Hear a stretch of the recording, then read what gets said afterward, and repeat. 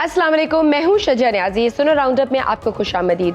नाज़रीन, हर गुजरते दिन के साथ हुकूमत और तहरीके इंसाफ के दरमियान महाजराई शिद्दत इख्तियार कर रही है। सियासी इख्तलाफात ने आईनी और रियासती अदारों को भी अपनी लपेट में ले लिया है। हुकूमत की जानिब से तहरीके इंसाफ पर पाबंदी, PTI की मखसूस नशिस्तों का हसूल और डिजिटल दहशतगर्दी के इल्जामात ने अपोजिशन की सबसे बड़ी जमात को जारहाना हिकमत अमली अपनाने पर मजबूर कर दिया है। सियासी जंग अब कानूनी जंग में तब्दील होती हुई दिखाई दे रही है। मुस्लिम लीग नून के बाद पीपल्स पार्टी ने भी मखसूस नशिस्तों के मामले पर सुप्रीम कोर्ट में नजरसानी अपील दायर कर दी है। पीपल्स पार्टी ने अपनी अपील में ये मौक़िफ़ इख्तियार किया है कि चेयरमैन सुन्नी इत्तेहाद कौंसिल हामिद रजा ने बतौर आज़ाद उम्मीदवार इंतखाबात में हिस्सा लिया। सुन्नी इत्तेहाद कौंसिल से किसी ने इलेक्शन नहीं लड़ा तो मखसूस नशिस्तें नहीं मिल सकती। अपील में यह भी कहा गया है कि तहरीके इंसाफ ने दरख्वास्त दायर नहीं की, ना फरीक बने। तहरीके इंसाफ को मखसूस नशिस्तें नहीं दी जा सकती। तहरीके इंसाफ को बिन मांगे नशिस्तें दी गई हैं। पीपल्स पार्टी ने सुप्रीम कोर्ट के फैसले पर चंद सवालात उठाए और कहा कि क्या सुन्नी इत्तेहाद कौंसिल को मखसूस नशिस्तें मिलनी चाहिए? क्या ऐसी जमात को मखसूस नशिस्तें मिलनी चाहिए जिसने फहरिस्त जमा नहीं कराई? क्या ऐसी जमात को मखसूस नशिस्तें मिलनी चाहिए जिसके उम्मीदवारों ने कागजात नामजदगी जमा नहीं कराए? पीपल्स पार्टी ने अपनी नजरसानी अपील में मखसूस नशिस्तों का 12 जुलाई का फैसला वापस लेने की इस्तदा की है। दूसरी जानिब आज इस्लामाबाद इंतजामिया ने तहरीके इंसाफ के मरकजी दफ्तर को एक मरतबा फिर सील कर दिया। मेट्रोपॉलिटन कॉर्पोरेशन हुकाम की जानिब से भेजे गए नोटिस में कहा गया है कि ऑफिस में फायर एंड लाइफ सेफ्टी इंतजामात न होने के बाइस दफ्तर सील किया गया है। गुज़श्ता रोज भी इस्लामाबाद पुलिस की जानिब से PTI के मरकजी सेक्रेटरीट पर छापा मारा गया था, जिसमें PTI के रहनुमा रऊफ हसन को गिरफ्तार किया गया था। आज इस्लामाबाद की अदालत ने रऊफ हसन समेत PTI कारकुनान को 2 रोजा जिस्मानी रिमांड पर FIA के हवाले कर दिया।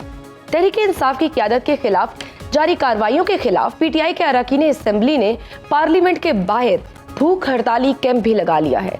बानी PTI की जानिब से GHQ के बाहर पुरअमन एहतजाज की कॉल के बयान पर मरीम नवाज की जानिब से उन्हें शदीद तनकीद का निशाना बनाया गया है। मरीम नवाज के मुताबिक बिल आखिर 9 मई के मास्टरमाइंड ने मंसूबाबंदी और सहूलतकारी का एतराफ़ गुनाह कर लिया। ये जमात नहीं बल्कि इंतशारी टोला है और इंतशारी टोले का मकसद सिर्फ शरपसंदी के जरिए रियासत को नुकसान पहुंचाना है। अब सवाल ये है कि क्या तहरीके इंसाफ पर पाबंदी लगाने से मुल्क में सियासी आ सकता है? क्या PTI के खिलाफ मुस्लिम लीग नून और पीपल्स पार्टी एक पेज पर है? सवाल ये भी आम है कि PTI के खिलाफ हुकूमती बयानिया कामयाब होगा? इस सब पर बात करने के लिए आज हमारे साथ मौजूद है सीनियर एनालिस्ट सुहेल वड़ाई साहब। सर, आपके वक्त का बहुत शुक्रिया। आज मुस्लिम लीग नून के बाद पीपल्स पार्टी ने भी मखसूस नशिस्तों के मामले पर सुप्रीम कोर्ट में नजरसानी अपील दायर कर दी है। क्या तहरीके इंसाफ के खिलाफ इस वक्त जितनी भी कार्रवाई की जा रही है उस पर मुस्लिम लीग नून और पीपल्स पार्टी एक पेज पर है? क्योंकि अगर बात की जाए आसिफ अली जरदारी साहब की तो उनको तो मुफाहमत का गुरु समझा जाता है। तो ये जो रवैया इख्तियार किया, आपको लगता है कि ये नेचुरल बिहेवियर है उनकी पार्टी का? मेरा ख्याल है उनके पास कोई चॉइस नहीं है। देखिए, अगर इस सेटअप में रहना है, अगर उन्होंने इस कोलिशन के साथ चलना है तो फिर उनको वो चीजें भी करनी पड़ेंगी जो शायद उनके सियासी जो रास्ता है उससे मेल नहीं खाती। लेकिन चूंकि मफादात एक है, अगर हुकूमत गिरती है या कोलिशन गवर्नमेंट को कोई नुकसान पहुंचता है तो जाहिर है पीपल्स पार्टी को भी नुकसान पहुंचेगा। वो भी स्टेक होल्डर हैं, प्रेसिडेंटशिप उनके पास है, उनके पास सिंध गवर्नमेंट है। तो इसलिए चाहे आप मजबूरन कह लें, चाहे आप ये कह लें कि उनके पास कोई और रास्ता नहीं है और तहरीके इंसाफ भी उनसे हाथ मिलाने को तैयार नहीं है। अगर तहरीके इंसाफ आ गई तो फिर भी उन्हें वो माफ नहीं करेगी। तो उनके पास तो फिर एक ही रास्ता है कि इनके साथ चल। कुछ दिन पहले एक इम्प्रेशन ये दिया जा रहा था कि शायद इन हाउस कोई ऐसी पीपल्स पार्टी के साथ PTI की कोई ऐसी सेटिंग्स हो जाए, कोई इन हाउस तरीके में इत्तेमाद लाने की भी बातें की जा रही थी। कुछ ऐसा हो सकता है? मेरा नहीं ख्याल कि अभी वो हालात है। उसकी वजह यह है कि बानी PTI ने भी ये रिजेक्ट कर दी बात, अपनी जेल के बाहर जो उन्होंने गुफ्तगू में ये रिजेक्ट कर दी। और दूसरी पीपल्स पार्टी भी मुक्तदरा के मुखालिफ नहीं जाना चाहती। वो काफी अरसे से ये फैसला कर चुके हैं कि हमने मुक्तदरा के मुखालिफ नहीं जाना, क्योंकि वो कई दहाइयां जिद्दोजहद कर चुके हैं मुक्तदरा के खिलाफ और वो ये सबक सीख चुके हैं कि पाकिस्तान में मुक्तदरा इतनी बड़ी ताकत है कि इससे लड़ना अफोर्ड नहीं होता। सर, नजरसानी अपील तो अदालती छुट्टियों के बाद ही मुकर्रर होगी। मगर क्या सुप्रीम कोर्ट के हालिया फैसले पर इलेक्शन कमीशन और स्पीकर कौमी असेंबली अमल दरामद करेंगे? नहीं लगता कि वो अमल दरामद करेंगे। मुझे लगता है कि डिलेइंग टैक्टिक्स होंगे और मुझे ये भी लगता है कि हर तरह से कोशिश की जाएगी कि किस तरह से इस फैसले पर अमल दरामद ना हो। तो अगर वो नहीं करेंगे तो फिर इसका अंजाम क्या होगा? क्या कोई तसादम होगा? फिर आपको क्या लगता है कि कौन सबसे बड़ा विक्टिम होगा? कोई मार्शल लॉ आप देख रहे हैं, कोई इमरजेंसी की सिचुएशन, क्योंकि आइन मेल्टडाउन की भी बड़ी बातें हो रही हैं। देखिए, तसादम की तरफ तो हम जा रहे हैं। देखिए होगा क्या कि देखिए सुप्रीम कोर्ट जो होती है, आइन के तहत तो सुप्रीम कोर्ट जब फैसला कर देती है तो फिर रियासत के जितने भी अदारे हैं उनके लिए ये फर्ज हो जाता है कि वो इस हुक्म को नाफिज करें। लेकिन हम माजी में भी देख चुके हैं कि ये ऐसा 100% होता नहीं है। बहुत सारे ऐसे, जैसे इलेक्शन का हुक्म दिया था सुप्रीम कोर्ट ने, वो नहीं माना ना एस्टेब्लिशमेंट ने ना उस वक्त की हुकूमत ने।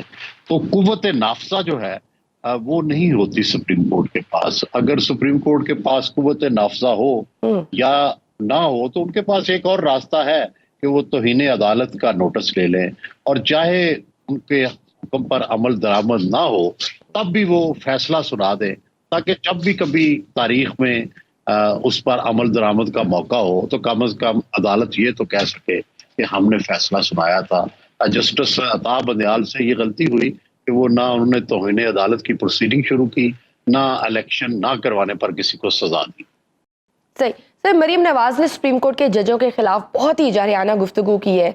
क्या हुकूमत ने ये तय कर लिया है कि वो सुप्रीम कोर्ट को हर फोरम पर चैलेंज करेगी? क्या अदलिया से लड़ाई हुकूमत को सूट करती है? आपको लगता है कि क्या नून लीग फिर एक बार सियासी शहीद बनना चाहती है? नहीं, मेरा ये ख्याल है कि ये उनकी पार्टी का नया नैरेटिव है जो मरियम के मुंह से जारी हुआ है। लेकिन ये उनका सोचा समझा मौकफ है। ये नहीं कि उन्होंने अचानक इसका इजहार कर दिया है गुस्से में। मेरा ख्याल है कि मियां नवाज शरीफ, मियां शहबाज शरीफ ये भी ऑन बोर्ड होंगे। हाँ, उन्होंने अपना स्पोक्समैन जो अपना सियासी चेहरा है नया, उसको बनाया। सही। इमरान खान की जानिब से GHQ के बाहर पुरअमन एहतजाज की कॉल के बयान को भी इतराफ़े जुर्म करार दिया जा रहा है। क्या ये बयान उनके लिए मुश्किलात पैदा कर सकता है? देखिए, मुश्किल में तो वो पहले ही हैं। अब तो उन्हें ये रास्ता बनाना चाहिए कि इस मुश्किल से निकल कैसे सकते हैं। तो मैं तो कई दफा तकरीबन 9 मई के दिन से ही ये बार बार कह रहा हूँ कि इसका दुनिया में लोग मुश्किल में आ जाते हैं, सियासी पार्टियां मुश्किल में आ जाते हैं, लीडर मुश्किल में आ जाते हैं। उसका रास्ता यही होता है कि आप उस चीज पे सारी करें और अगले मामलात की तरफ चल पड़े। लोग भूल भी जाते हैं कि आपने सारी भी किया था या कुछ हुआ था। अल जुल्फकार का वाकया है, बेनजीर भुट्टो ने उनसे बिल्कुल अलग थलग अपना मौकफ रखा, हालांकि उसके सगे भाई थे मुर्तजा भुट्टो जो उसमें इन्वॉल्व थे, लेकिन उन्होंने जमहूरी सियासत की।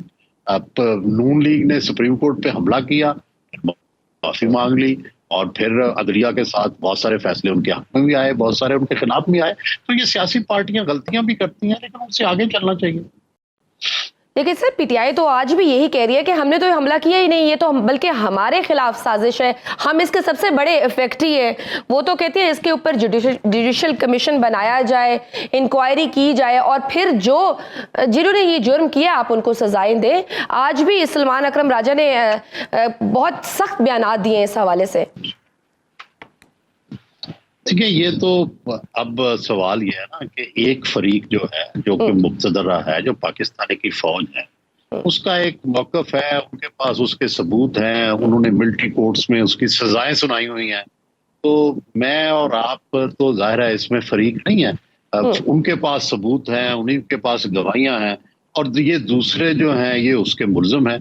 तो जाहिर है इनको उन अदालतों में या दूसरी अदालतों में अपनी बेगुनाही के सबूत पेश करने होंगे। अगर ये वहां से रिहा हो जाते हैं तो वेल एंड गुड, अगर नहीं हो सकते, अदालतें इन्हें मुलवस करार देती हैं, तो फिर जाहिर सजा होगी। ठीक। अच्छा सर, आज इस्लामाबाद इंतजामिया ने तहरीके इंसाफ के मरकजी दफ्तर को एक मरतबा फिर सील कर दिया है। मेट्रोपॉलिटन कॉरपोरेशन हुकाम की जानिब से भेजे गए नोटिस में कहा गया कि ये ऑफिस में फायर एंड लाइफ सेफ्टी इंतजाम ना होने के बायस हम दफ्तर सील कर रहे हैं। क्या PTI पर गैर एलानिया पाबंदी का आगाज हो गया है? देखिए ये करना नहीं चाहिए।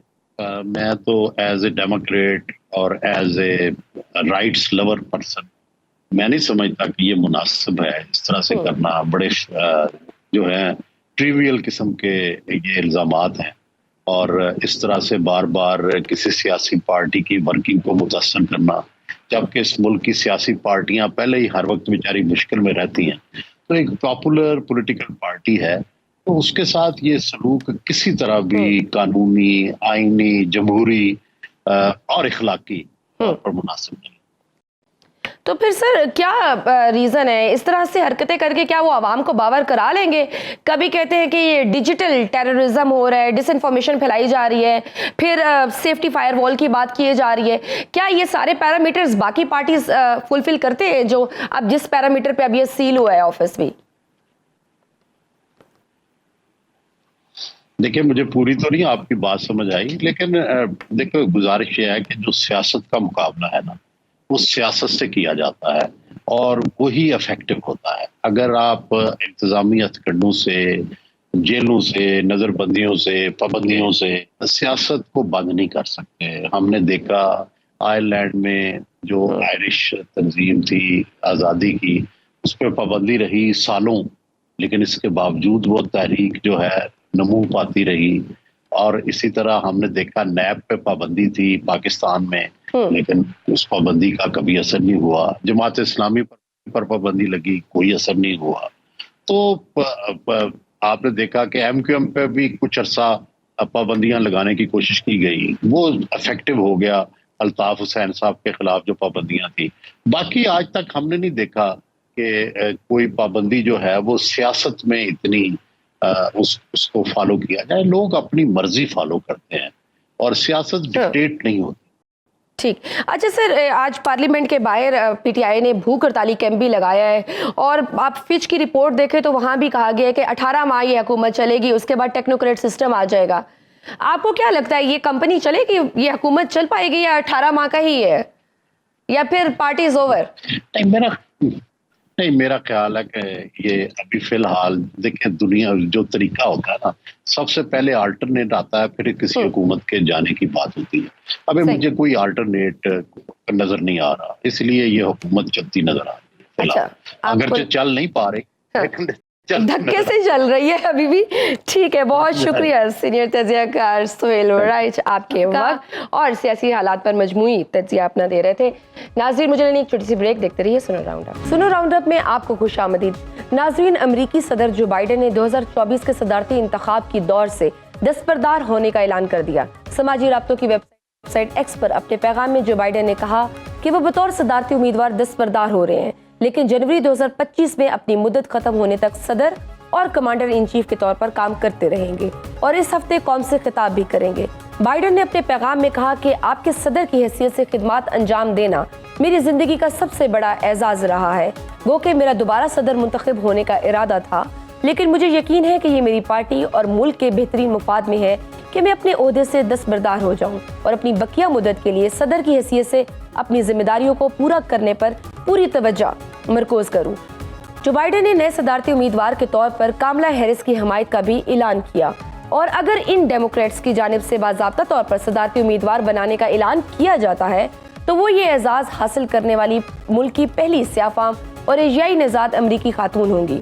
जमीनी हक़ाइक़ ये बताते हैं कि डोनाल्ड ट्रंप के साथ सदारती मुबाहिसे में खराब कारकर्दगी के बाइस जो बाइडेन को अपनी पार्टी के अंदर से ही शदीद तनकीद का सामना था। जो बाइडेन की जिस्मानी और जहनी सेहत पर भी बहुत सारे सवालात उठाए जा रहे थे। बज़ाहिर ये महसूस होता है कि ट्रंप को सदारती इंतखाब जीतने के लिए कोई बड़ा चैलेंज दरपेश नहीं है। ट्रंप की कातलाना हमले में जख्मी होने के बावजूद जारहाना हिकमत अमली उनकी मकबूलियत में मजीद इजाफा कर रही है।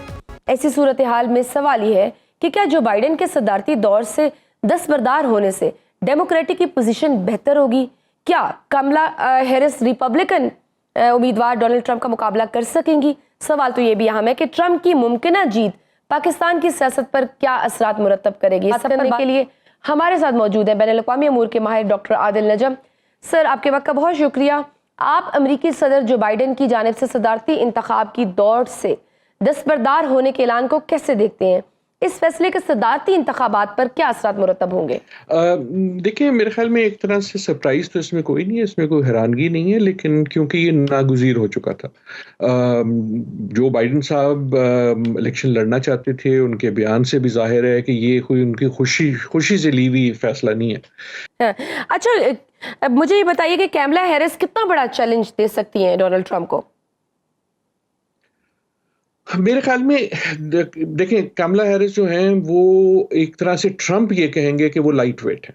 ट्रंप ये कहेंगे कि जनाब उनका पॉलिटिकल एक्सपीरियंस नहीं है, वो प्रेसिडेंट थी और वाइस प्रेसिडेंट भी शायद वाजबी थी। वो जो बाइडेन जो हैं उनका एक बहुत बड़ा नाम था, बहुत बड़ी हिस्ट्री थी, बहुत सालों से उन्होंने बहुत से काम किए थे। सो ट्रंप जो है वो डाउन प्ले करेंगे कमला हैरिस को। और दूसरी चीज ये है कि अनकरीब जो है वो डेमोक्रेटिक कन्वेंशन होगा, और जैसे रिपब्लिकन कन्वेंशन ने डोनाल्ड ट्रंप को एक बूस्ट दिया, वो एक अपॉर्चुनिटी होगी कामला हैरिस के लिए अपने इमेज को बूस्ट करने की।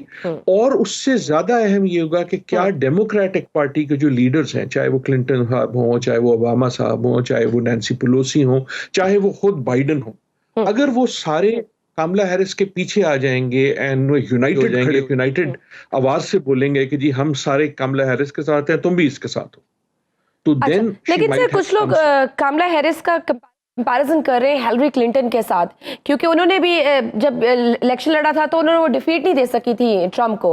सो अगर कंपैरिजन किया जाए दो खवातीन के दरमियान तो आप कैसे देखेंगे? आपको लगता है कि ट्रंप के लिए बड़ा इजी होगा ये मुकाबला, एज ए खातून उनको कंटेस्ट करना और फिर उनका मुकाबला करना और फिर वो स्याफाम हो? देखिए, मेरे ख्याल में एक तरह से ये अनफेयर है, और बहुत अनफेयर, और हिलरी क्लिंटन के साथ भी बहुत अनफेयर था कि सिर्फ इसलिए कि वो खातून है। और इससे नजर ही आता है कि अमेरिका का जैसा मुल्क भी जो है, हमारा तो चलो है सो है, वो एक खातून को कमजोर कैंडिडेट सिर्फ इसलिए करार दे देता है कि वो खातून है, चाहे वो दूसरे कैंडिडेट से बेहतर क्वालिफाइड हो, चाहे वो दूसरे कैंडिडेट से ज्यादा एक्सपीरियंस हो, चाहे वो दूसरे कैंडिडेट से ज्यादा आर्टिकुलेट हो, जैसे हिलरी क्लिंटन थी।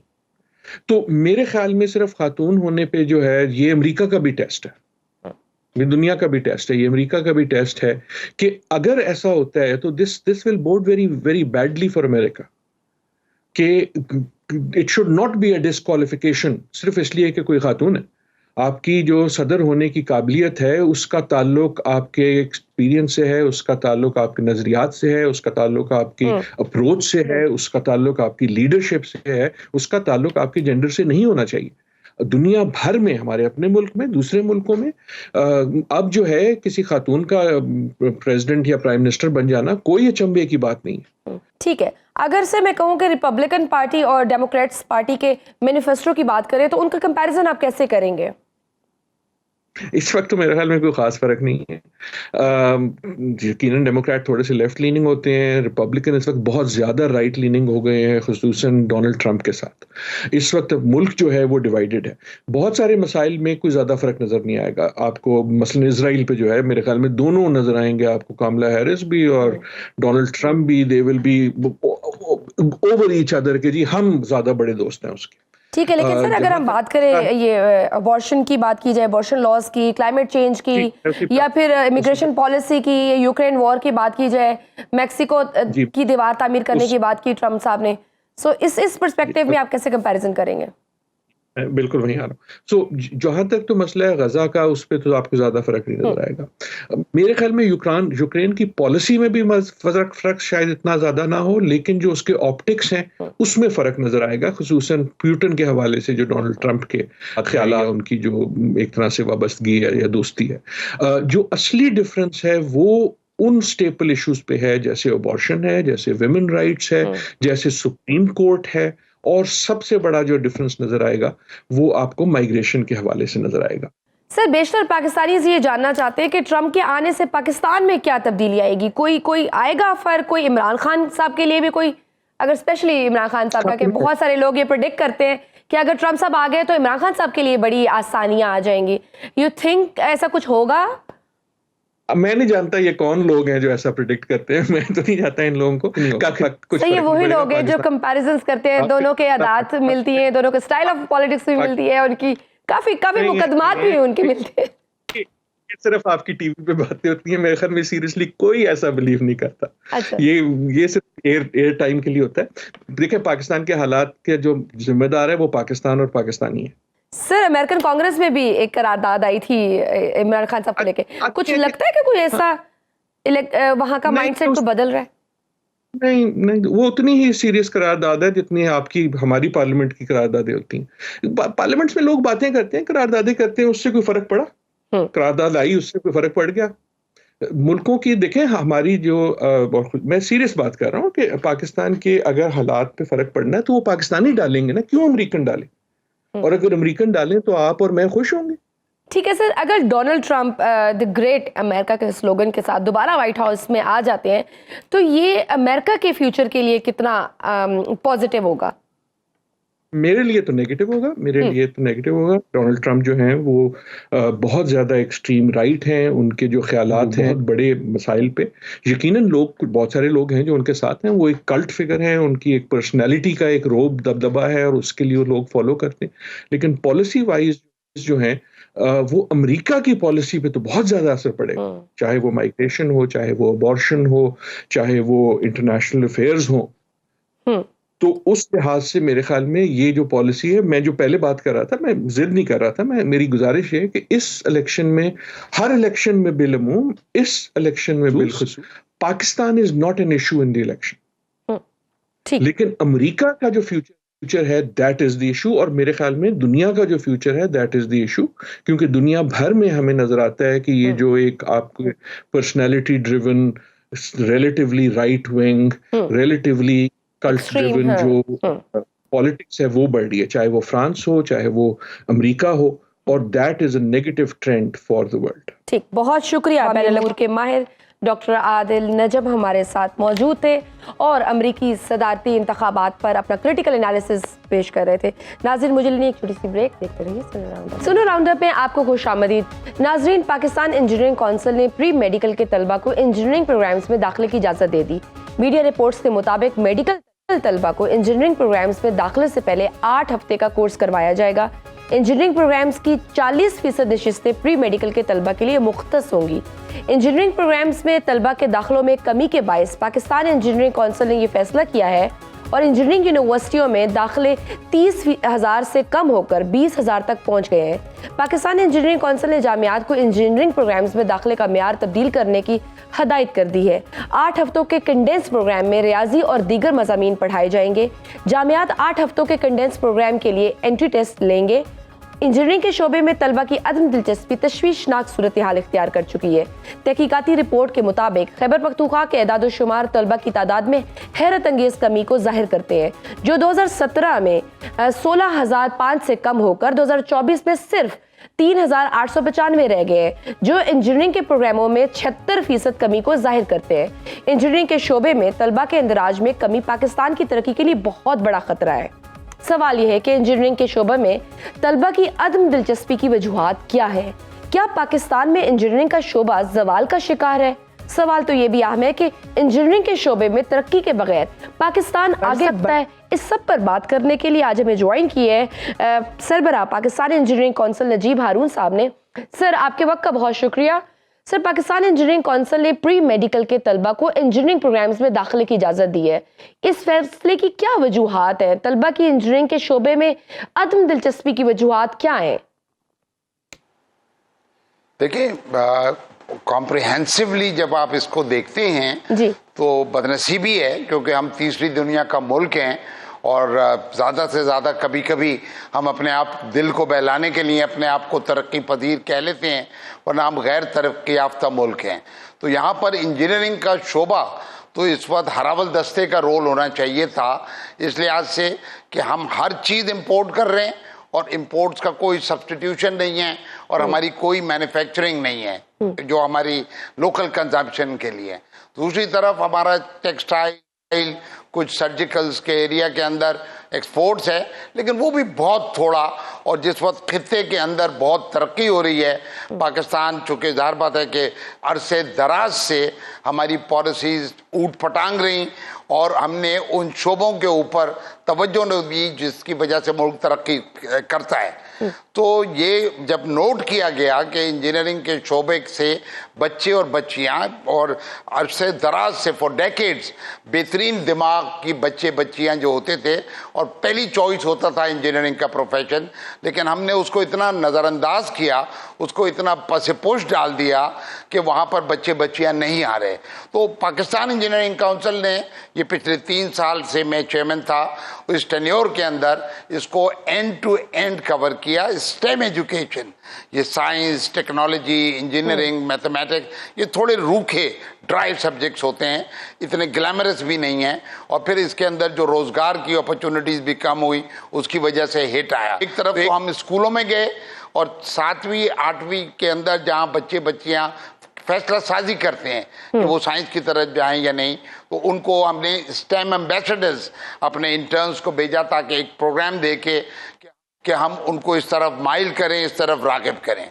दूसरी तरफ जो फाइनल ईयर के स्टूडेंट्स थे उनकी एम्प्लॉयमेंट के लिए हमने ये फिक्र की कि जो फाइनल ईयर के जो उनके डिज़ाइन के प्रोजेक्ट्स होते हैं उसके लिए पाकिस्तान इंजीनियरिंग काउंसिल ने पहली दफ़ा फंडिंग की। पिछले साल 250 प्रोजेक्ट्स को फंड किया, इस साल अल्हम्दुलिल्लाह 600 प्रोजेक्ट्स को फंड किया, ताकि वो बच्चे बच्चियां जो अपनी रिसर्च के ज़रिए, इनोवेशन के ज़रिए कोई स्टार्टअप, कोई एंटरप्रेन्योर बने, कोई चीज़ इख्तरा करें। फिर उनके प्रोजेक्ट्स का डिस्प्ले किया, इंडस्ट्री के साथ उनकी इंटरफेसिंग की ताकि इंडस्ट्री उनके लिए रिसेप्टिव हो। फिर करिकुलम को रिवाइज किया ताकि जो एंड यूज़र है इंडस्ट्री, वो उसकी ज़रूरत के मुताबिक 21वीं सदी के तकाज़ों के मुताबिक करिकुलम जो है उनका अपग्रेड किया जाए। ठीक, सर ये बताइएगा, अनएम्प्लॉयमेंट को किल किया। जी सर ये बताइएगा, आ रहा हूँ। अच्छा अनएम्प्लॉयमेंट को किल किया। जी मैं एक जुमले की इजाजत दे दें। पर अनएम्प्लॉयमेंट को किल किया ताकि paid internship Pakistan engineering council ने, ताकि एक बच्चा भी बच्ची 16 साल की तालीम मुकम्मल करके अनएम्प्लॉयड नहीं रहे, तो पाकिस्तान इंजीनियरिंग काउंसिल ने उनकी पहली एम्प्लॉयमेंट और paid by Pakistan engineering council शुरू की। ये सर ये जो आपने पॉलिसी बनाई है कि प्री इंजीनियरिंग के अगर बच्चे इधर नहीं आ सकते तो प्री मेडिकल के बच्चे ये सीटें फिल कर सकते हैं। माय क्वेश्चन हियर इज कि अगर प्री इंजीनियरिंग करने वाले इंजीनियरिंग के शोबे में कोई दिलचस्पी नहीं दिखा रहे, वो नहीं आ रहे, तो प्री मेडिकल वालों के लिए क्या चार्म होगा कि वो प्री इंजीनियरिंग में आएंगे, और वो क्यों आएंगे जब उन्हें पता है कि जॉब अपॉर्चुनिटीज नहीं है? अच्छा नहीं, आप इसको यूं समझे कि जिसको फर्स्ट चॉइस उसकी प्री मेडिकल है ना, हमेशा चॉइसेस होते हैं ना, कि फर्स्ट चॉइस उस बच्चे बच्ची की प्री मेडिकल थी और अगर उसको दाखिला मिल गया वो तो वहां चला गया। अब जो बच जाएंगे वो ज्यादा लोग उस पूल के अंदर, अगर वो उसको हम एक सेकंड चांस दे रहे हैं, और जाहिर बात है कि सारे शायद ना भी आए, हो सकता है कोई डेंटिस्ट बने, कोई फार्मासिस्ट बने, कोई फिजियोथेरेपिस्ट बने, तो लेकिन इंजीनियरिंग का दरवाजा भी, और ये तो सर ये जॉब अपॉर्चुनिटीज कितना बड़ा फैक्टर है इस पूरे डिक्लाइन में? ये सप्लाई और डिमांड को दोनों तरफ चीजों के ऊपर हमने नजर रखी हुई है, स्टैटिस्टिकल है, और एक तरफ हम उनकी जॉब्स के लिए भी अरेंज कर रहे हैं, एक पेड इंटर्नशिप भी कर रहे हैं, और सप्लाई डिमांड भी। आप देखती हैं बाजार में जब टमाटर बहुत ज्यादा आ जाता है तो कीमत गिर जाती है, तो हमेशा होता ये है कि सप्लाई को डिमांड से थोड़ा सा कम या बराबर रखना होता है ताकि उस चीज की कदर कीमत, उसका भाव बरकरार रहे ना। तो इसमें पिछले दिनों बहुत सारे लोग डिफरेंट, लेकिन अब न्यू इमर्जिंग टेक्नोलॉजीज खुल रही हैं। आजकल आईटी का है, और उसके बाद आर्टिफिशियल इंटेलिजेंस का है, ब्लॉकचेन है। तो हम इंजीनियर्स की एक एडेड क्वालिफिकेशन, जैसे मैं आपको 2 मिसालें देता हूं कि अभी हमने माशाल्लाह जो ग्रेजुएट इंजीनियर्स हैं उनका पीएमपी के कोर्सेज करवाए ताकि उनके सर्टिफिकेशन हो, वैल्यू एडिशन हो, उनका कंटिन्यूड प्रोफेशनल डेवलपमेंट हो। पाकिस्तान अगर अपने इंजीनियर्स के ऊपर तवज्जो नहीं देगा, उन पे इन्वेस्ट नहीं करेगा, तो यही मोहताजी, यही बेबसी कि हर चीज हमारे यहाँ आप अपनी टेबल पे देखेंगी तो स्टेपलर का पिन भी आपको इम्पोर्टेड मेड इन चाइना मिलेगा। आप पीटीआई के दौर में कराची से एमएनए भी मुंतखब हुए थे, इमरान खान के भी बड़े करीबी रहे थे, फिर आप ये मौजूदा हुकूमत भी देख रहे हैं। आपको लगता है इंजीनियरिंग शोबा जो है ये हमारी हुकूमत या हमारे जो लीडर्स हैं किसी भी हुकूमत की तरजीहात में रहा है? कोई डायरेक्शन है, कोई विजन है इनके पास?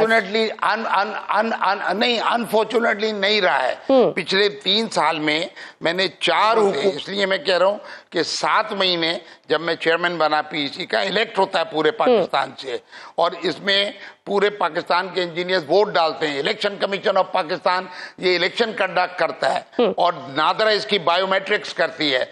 इसका वोटर कम से कम 16 जमात पड़ा हुआ होता है। तो जब मैं इलेक्ट हुआ तो 7 महीने पहले पीटीआई की हुकूमत थी, 16 महीने पीडीएम की हुकूमत थी, 6 महीने केयर टेकर्स थे, और उसके बाद पिछले 4.5 महीने से और मजीद 1.5 महीने जो मेरा टेन्योर बाकी है, पहला टेन्योर, मैं सेकंड टेन्योर के लिए भी रीरन कर सकता हूं। इलेक्शन के लिए मैं रन कर भी रहा हूं इंशाल्लाह ताला, अगर अल्लाह ने मुझे मौका दिया तो। जो हमने मोमेंटम क्रिएट किया है, तो हर हुकूमत के साथ हमने इंटरफेसिंग की है, हमने अदलिया के साथ इंटरफेसिंग की है कि पाकिस्तान इंजीनियरिंग काउंसिल का एक्ट अगर आप देखेंगे और कभी आप मुझे मौका देंगे तो पाकिस्तान इंजीनियरिंग काउंसिल के एक्ट में, उसके अंदर जो उसके फंक्शंस में लिखा हुआ है कि Pakistan engineering council will assist the federal government as think tank. ठीक सर, लास्ट क्वेश्चन, जो आपने सोल्यूशन ये पेश किया है सीटें फिल करने के लिए, प्री मेडिकल स्टूडेंट्स को लाने के लिए, तो सर किसी भी प्लान को इफेक्टिव करने के लिए, सक्सेसफुल करने के लिए इनेबलिंग एनवायरनमेंट देने की ज़रूरत है। आपको लगता है कि बगैर इनेबल एनवायरनमेंट दिए, चार्म पैदा किए और उसकी फ्यूचरिस्टिक पर्सपेक्टिव बयान किए बगैर आप ये प्लान कामयाब कर सकेंगे? और अगर इन केस ये इतना इफेक्टिव नहीं होता, आप अपनी क्वालिटी को उस तरह से, आई डोंट नो किस तरह से इंश्योर करेंगे, तो फिर आपका प्लान बी क्या होगा? देखिए, मैं होलिस्टिकली ये जो पाकिस्तान इंजीनियरिंग काउंसिल का जो है वो एंड टू एंड जिसे कहते हैं इंजीनियरिंग प्रोफेशन को रेगुलेट करती है। इसलिए मैं ये कह रहा हूँ कि हम इसको फुल प्रूफ करके ले रहे हैं। ये स्टॉप गैप अरेंजमेंट है, जैसे मैंने आपको स्टेम एजुकेशन का बताया, फाइनल ईयर के प्रोजेक्ट की फंडिंग का बताया, पेड इंटर्नशिप्स का बताया, कैप स्टोन्स अब कंडक्ट कर रहे हैं, इंडस्ट्री के साथ इंटरफेसिंग कर रहे हैं।